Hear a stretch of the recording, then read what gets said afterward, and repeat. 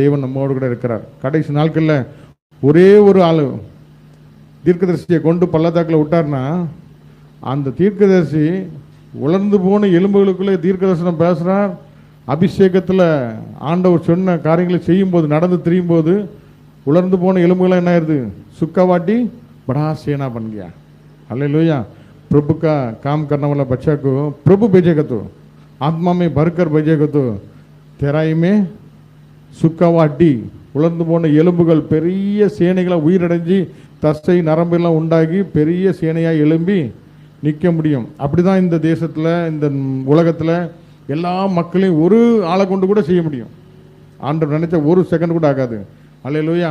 அப்படிப்பட்ட எழுப்புதலுக்காக நாம் காத்திருப்போம். கர்த்தர் பெரிய காரியங்களை செய்வாராக. அல்லேலூயா, அல்லேலூயா. விசேஷமாக சபையிலே தேவன் வல்லமை இறங்கணும்.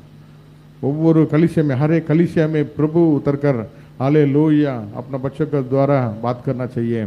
हालेलुया। कोई शैतान का शब्द नहीं आना चाहिए। हालेलुया। हमारा सोच विचार बुद्धि बाहर नहीं आना चाहिए। हमारा शरीर का बल बाहर नहीं आना चाहिए। प्रभु प्रकट होना चाहिए. வசனம் சொல்கிறது கர்த்தர் எழுந்தருவார், சபை நடுவே தேவன் எழுந்தருளி பிள்ளைகளோட பேசுவார்னு சொல்லியிருக்கிறது. சபையில் ஜெபிக்கிற ஜெபங்களை அவருடைய கண்கள் உற்று நோக்கி பார்க்குது, அவருடைய காதுகள் கேட்டுக்கிட்டு இருக்குது. அல்லேலூயா. அப்போ அப்படிப்பட்ட சபைகளில் கர்த்தர் கிரியை செய்யணும். இந்த நாளில் எங்கெல்லாம் ஆராதனை நடக்குதோ எல்லா இடத்துலையும் தேவன் வெளிப்படணும். அல்லேலூயா. கர்த்தர் வெளிப்படணும். அல்லேலூயா. ஒவ்வொரு சபைகளையும் அத்திமரம் பூத்து அல்லேலூயா துளிர் விடும்போது வசந்த காலம் சமீபமாக இருக்கிறது என்று சொல்லியிருக்கிறது. அல்லேலூயா. கர்த்தருடைய வருகைக்கு ஒரு அடையாளம் சபைகள்லாம் பூத்து குலுங்கும். அல்லேலூயா. ஆண்டவரே, எங்கள் சபைகள் மாத்திரமல்ல, எல்லா உலகத்தில் உள்ள எல்லா சபைகளும் திருச்சபைகளும் அல்லேலூயா எழுப்புதல் தீ பிடிக்கும்படியாக, அல்லேலூயா பூத்து குலுக்கும்படியாக, கர்த்தர் வெளிப்படும்படியாக எல்லாரும் பாரத்தோடு ஜெபிப்போம். யாரோ ஒருத்தர் இதுக்காக பாரத்தோடு ஜெபிங்க.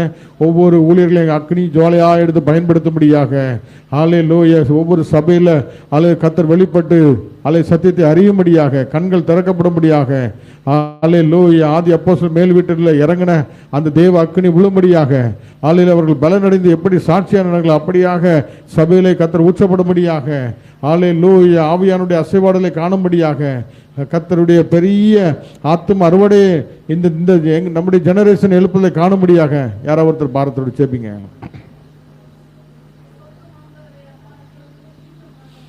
எல்லாம் ஸ்தோத்திரம் பண்ணுங்க. ஸ்தோத்திரம், ஸ்தோத்திரம், ஸ்தோத்திரம், ஸ்தோத்திரம். ஆண்டவரே, மனவாட்டியாகிய ஆமென் அப்பா, மணவாளனை எதிர்நோக்க ஆயத்தமாக.